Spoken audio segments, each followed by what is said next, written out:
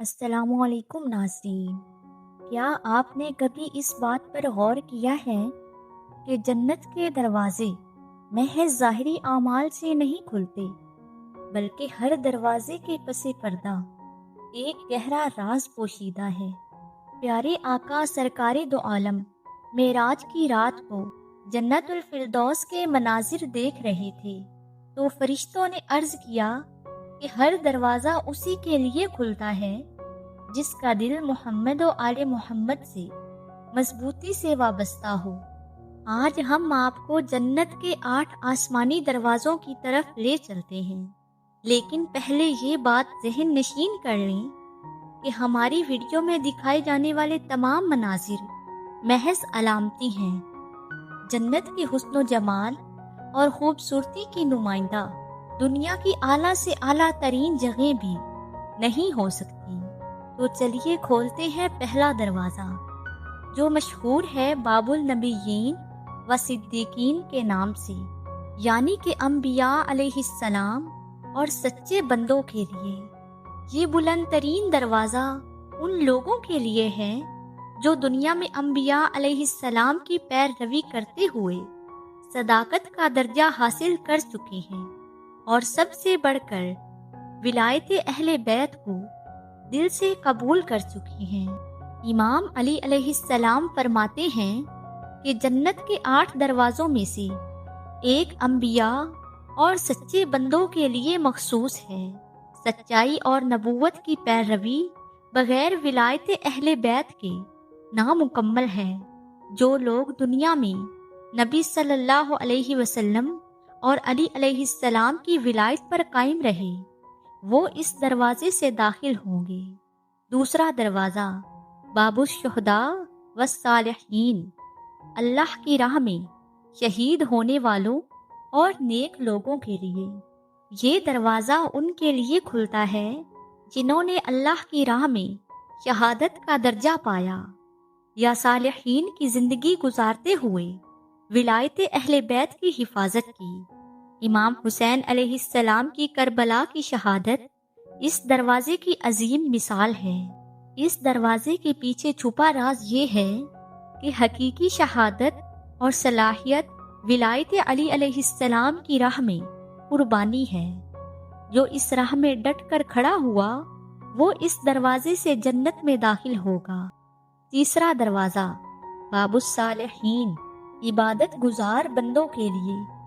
یہ دروازہ ان کے لیے ہے جو دنیا میں اللہ کی خالص عبادت کرتے ہیں، لیکن عبادت کو اہل بیت اطہار علیہ السلام کی محبت اور ولایت سے الگ نہیں کرتے۔ اس دروازے کے پیچھے راز یہ ہے کہ صالحیت بغیر ولایت کے ادھوری رہ جاتی ہے۔ جو لوگ نماز، روزہ اور دیگر عبادات کو علی ولی اللہ کی گواہی کے ساتھ ادا کرتے ہیں، ان کے لیے یہ دروازہ ہمیشہ کھلا رہے گا۔ چوتھا دروازہ باب الصلاۃ، نماز پڑھنے والوں کے لیے۔ یہ دروازہ ان کے لیے کھلتا ہے جو نماز کی پابندی کرتے ہیں اور نماز میں ولایت علی علیہ السلام کی گواہی دیتے ہیں۔ امام جعفر صادق فرماتے ہیں کہ نماز بغیر ولایت کے قبول نہیں ہوتی۔ اس دروازے کے پیچھے راز ہے کہ نماز جنت کا کلیدی عمل ہے، مگر اس کی تکمیل ولایت اہل بیت سے ہوتی ہے۔ پانچواں دروازہ باب الصوم الریان، یعنی کہ روزہ داروں کے لیے۔ یہ دروازہ صرف ان کے لیے مخصوص ہے جو روزے رکھتے ہیں اور روزے کو اہل بیت کی محبت میں صبر اور نفس کی تربیت کا ذریعہ بناتے ہیں۔ رسول اکرم صلی اللہ علیہ وسلم نے فرمایا کہ باب الریان سے صرف روزہ دار داخل ہوں گے۔ اس کے پیچھے چھپا راز ہے کہ روزہ ولایت کی راہ میں پیاس برداشت کرنے کا نام ہے۔ چھٹا دروازہ باب الحج العمرہ، یعنی کہ حج اور عمرہ کرنے والوں کے لیے۔ یہ دروازہ ان کے لیے کھلتا ہے جو حج و عمرہ ادا کرتے ہیں اور انہیں اہل بیت کی زیارت نجف، کربلا، مدینہ سے جوڑتے ہیں۔ اس کے پیچھے چھپا راز یہ ہے کہ حج بغیر ولایت اہل بیت کے ادھورا ہے۔ جو لوگ حج کے بعد بھی ولایت پر قائم رہے وہ اس دروازے سے اعلیٰ منازل پائیں گے۔ 7واں دروازہ، باب الکاظمین الغیظ والعافین عن الناس، صبر کرنے والوں اور معاف کرنے والوں کے لیے۔ یہ دروازہ ان کے لیے ہے جو غصہ کو پی جاتے ہیں، دشمنوں کو بھی معاف کرتے ہیں، اور یہ سب اہل بیت کی تعلیمات پر عمل کرتے ہوئے کرتے ہیں۔ امام علی علیہ السلام فرماتے ہیں کہ عفو اور صبر ایمان کی نشانی ہے۔ اس عظیم دروازے کے پیچھے چھپا راز یہ ہے کہ ولایت کی محبت میں عفو کا مظاہرہ کرنے والے اس بلند دروازے سے جنت میں داخل ہوں گے۔ اور اب چلتے ہیں آخری اور 8ویں دروازے کی طرف، باب الولایت اہل بیت، یعنی کہ اہل بیت علیہم السلام سے محبت رکھنے والوں کے لیے۔ یہ دروازہ سب سے خاص اہمیت رکھتا ہے۔ یہ ان کے لیے ہے جو دنیا میں ولایت علی علیہ السلام اور اہل بیت اطہار کو اپنی زندگی کا مرکز بناتے ہیں۔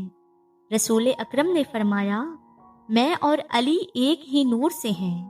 اہل بیت کی روایات میں ہے کہ جنت کے 8 دروازوں میں سے کئی محبین اہل بیت کے لیے ہیں، اور ہر دروازے پر علی ولی اللہ نقش ہے۔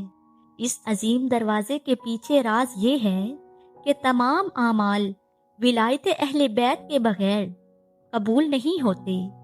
جو اس راز کو سمجھ گیا اور اس پر عمل کر گیا وہ تمام دروازوں سے داخل ہو سکتا ہے، کیونکہ رسول اکرم صلی اللہ علیہ وسلم نے فرمایا کہ اگر اللہ رب العزت ایک انسان کو 7 زندگیاں عطا کرے اور وہ اپنی تمام زندگیاں خانہ کعبہ کے گرد چکر لگاتے ہوئے گزار دے، لیکن اس کے دل میں میری اہل بیت کی محبت نہ ہوئی، تو اس کی تمام زندگیوں کی تمام عبادات رائے گاں ہیں۔